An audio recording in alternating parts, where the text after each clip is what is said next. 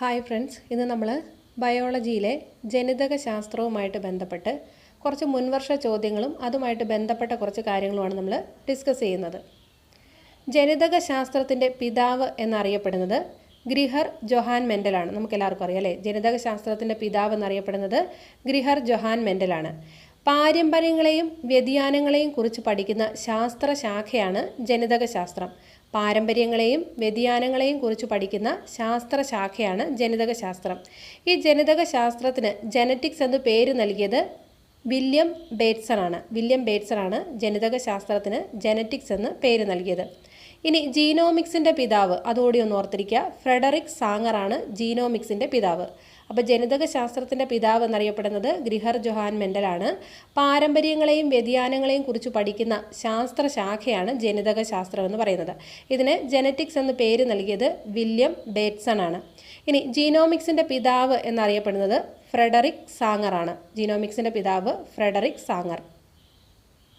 ഇനി DNA finger പ്രിൻറ്റിങ്ങിൻ്റെ ഉപജ്ഞാതാവ് അലക് ജെഫ്രിയാണ്. DNA finger പ്രിൻറ്റിൻ്റെ ഉപജ്ഞാതാവ് അലക് ജെഫ്രിയാണ്. ഇനി നമ്മുടെ എക്സാമിന് ചോദിച്ചിട്ടുള്ള UP എക്സാമിന് ചോദിച്ചിട്ടുള്ളൊരു ചോദ്യമായിരുന്നു ഈ ഭാഗത്തു നിന്ന്. ന്യൂക്ലിയോടൈഡുകളുടെ ക്രമീകരണം പരിശോധിക്കുന്ന സാങ്കേതിക വിദ്യ DNA പ്രൊഫൈലിംഗ് ആണ്. ന്യൂക്ലിയോടൈഡ് എന്നാണ് കേട്ടോ. അതിൻ്റെ ക്രമീകരണം പരിശോധിക്കുന്ന സാങ്കേതിക വിദ്യ DNA പ്രൊഫൈലിംഗ് ആണ്. അപ്പോൾ DNA ഫിംഗർ പ്രിൻറ്റുമായിട്ട് ബന്ധപ്പെട്ട അലക് ജെഫ്രി തന്നെയാണ് ഇതിൻ്റെ ഒരു ഇതുമായിട്ട് ബന്ധപ്പെട്ട വ്യക്തി. അപ്പോൾ ന്യൂക്ലിയോടൈഡുകളുടെ ക്രമീകരണം പരിശോധിക്കുന്ന സാങ്കേതിക വിദ്യയാണ് DNA പ്രൊഫൈലിംഗ് എന്ന് പറയുന്നത്. ഇനി ജനിതക എഞ്ചിനീയറിങ്ങിൻ്റെ പിതാവ് പോൾ ബർഗാണ്. ജനറ്റിക് എഞ്ചിനീയറിങ്ങിൻ്റെ പിതാവ് എന്നറിയപ്പെടുന്നത് പോൾ ബർഗാണ്. അതുപോലെ ജീൻ എന്ന പദം ആദ്യമായി ഉപയോഗിച്ച വ്യക്തി ജൊഹാൻസൺ ആണ് ജീൻ എന്ന പദം ആദ്യമായി ഉപയോഗിച്ചത്. അപ്പോൾ DNA ഫിംഗർ പ്രിൻറ്റിങ്ങിൻ്റെ ഉപജ്ഞാതാവ് എന്നറിയപ്പെടുന്നത് അലക് ജെഫ്രിയാണ്. ന്യൂക്ലിയോടൈഡുകളുടെ ന്യൂക്ലിയോടൈഡുകളുടെ ക്രമീകരണം പരിശോധിക്കുന്ന സാങ്കേതിക വിദ്യയാണ് DNA പ്രൊഫൈലിംഗ്.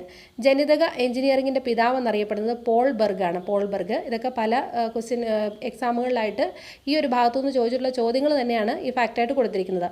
ജീൻ എന്ന പദം ആദ്യമായി ഉപയോഗിച്ചത് ജൊഹാൻസൺ ആണ്.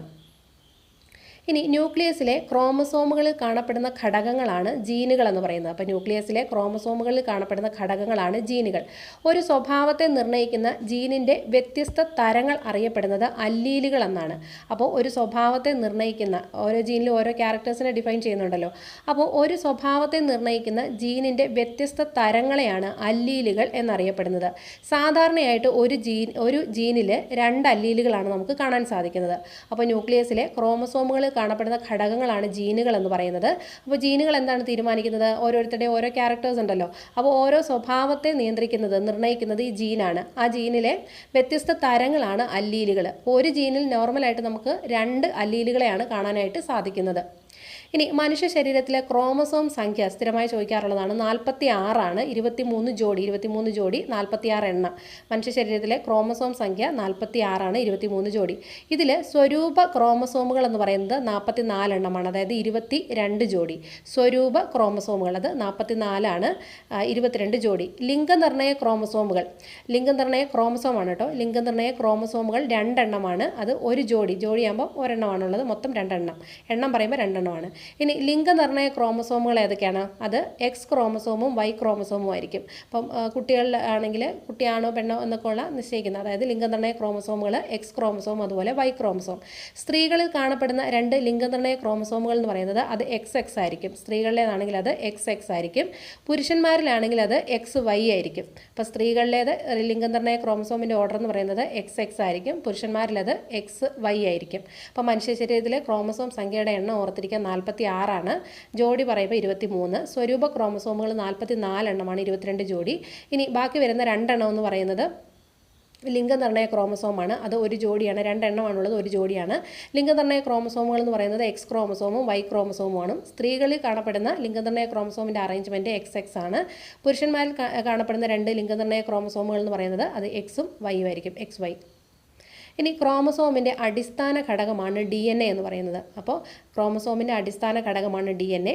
DNA കണ്ടെത്തിയത് ഫെഡറിക് മിഷറാണ്. DNA കണ്ടെത്തിയത് ഫെഡറിക് മിഷറാണ്. പക്ഷേ അതിൻ്റെ ഷേപ്പ് എന്ന് പറയുന്നത് ഡബിൾ ഹെലിക്കൽ സ്ട്രക്ചറാണ്, ചുറ്റുഗോവണി മാതൃകയാണ്. അത് കണ്ടെത്തിയത് രണ്ട് സയൻറ്റിസ്റ്റുമാർ ചേർന്നാണ്, ജെയിംസ് വാട്സണും ഫ്രാൻസിസ് ക്രിക്കും. 1953 DNAയുടെ ചുറ്റുഗോവണി മാതൃക ഡബിൾ ഹെലിക്കൽ സ്ട്രക്ചർ അവതരിപ്പിച്ചത് ജെയിംസ് വാട്സണും ഫ്രാൻസിസ് ക്രിക്കും ചേർന്നാണ്. ഈ ഒരു കണ്ടുപിടുത്തവുമായിട്ട് ബന്ധപ്പെട്ട് 1962 ഇവർക്ക് നോബൽ പുരസ്കാരം ലഭിച്ചിട്ടുണ്ട്. അപ്പോൾ ക്രോമസോമിൻ്റെ അടിസ്ഥാന ഘടകമാണ് DNA കണ്ടെത്തിയത് ഫെഡറിക് മിഷർ എന്ന് പറയുന്ന സയൻറ്റിസ്റ്റാണ്.